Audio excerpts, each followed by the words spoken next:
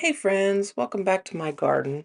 It's week 12 and today I decided I was going to go ahead and get this new bed filled up. Because I got all of my soil on sale, it only cost me about $26 to fill this bed, and I didn't have to use any filler like cardboard or rotting wood or anything in the bottom. I didn't fill it all the way up, but next year I can top it off and it'll be full all the way to the top. I know this is going to settle with the rain and stuff, no big deal. So once I get this all filled, I decided I'm going to plant flowers all the way around the edge of this bed. I like adding flowers to my garden. Last year I had tons of sunflowers and it was beautiful. So this year I decided I'm going to put calendula and snapdragons and straw flowers all the way around the edges of this bed. And in the center, I'm going to put my 3 okra plants.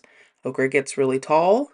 The flowers will probably get pretty tall and bushy, and I think it will just be stunning if everything survives.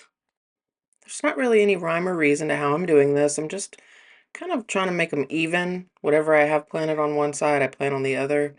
And you'll see that my plants are looking pretty limpy and kind of wimpy. They were on my front porch and it got really hot and I didn't get them watered in time. So everything that I plant today is going to be really droopy. That's all right. They snapped back after I watered them really well.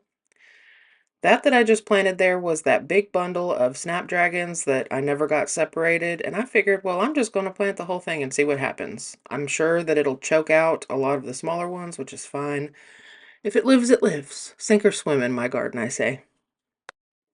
These flowers really should have been out about a week or two ago.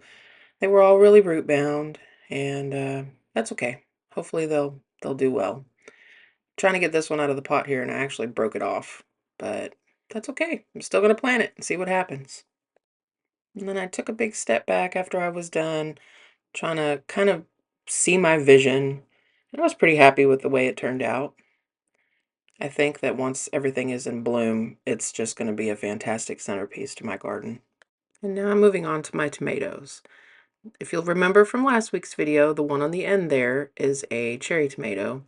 And then all of the tomatoes I'm planting on this back row in my garden are Ruby Monster tomatoes. As you see, they're just kind of hanging their heads in shame because I forgot to water them. But as I said, I did give them a really good water after I got them in the ground. And then we ended up with 2 days of rain and everything looks beautiful now. You can't even tell there was ever anything wrong. So after I get all my cups picked up, I'm going to move on to my spoon tomatoes. They have definitely seen better days at this point. I wasn't even sure that they would live through planting them. As you can see, they're kind of dried up. But again, that rain, I'm telling you, something about rainwater versus water hose, it just really works miracles. I read something that said it's because of the nitrogen in the rain, but I'm not really sure. I'm not a scientist. So just get these guys put in this end cell here in my felt bag. And because they're kind of tall and lanky, I just used a couple of these little stick-in trellises.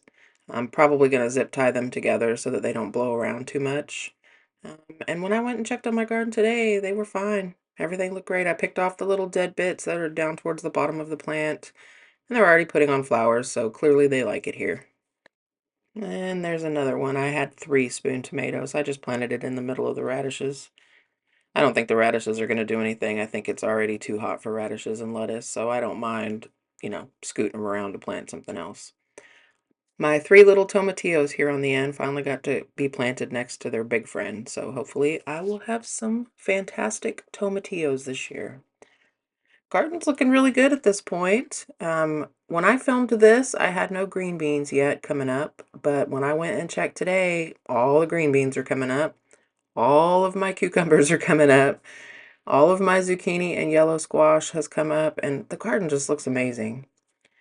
Just a little update. Everything looks good as far as bok choy and nappy cabbage. The camera really does not do this justice. That one in the back there is about the size of a trash can lid. It is huge.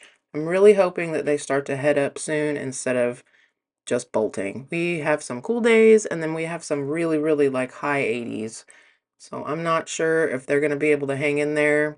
But if they start to bolt, I'll just harvest them and use them like cabbage leaves. And here's my okra. I have no idea what variety this is. These are seeds that I got from a gentleman that lives across town. So I guess we'll just have to wait and see.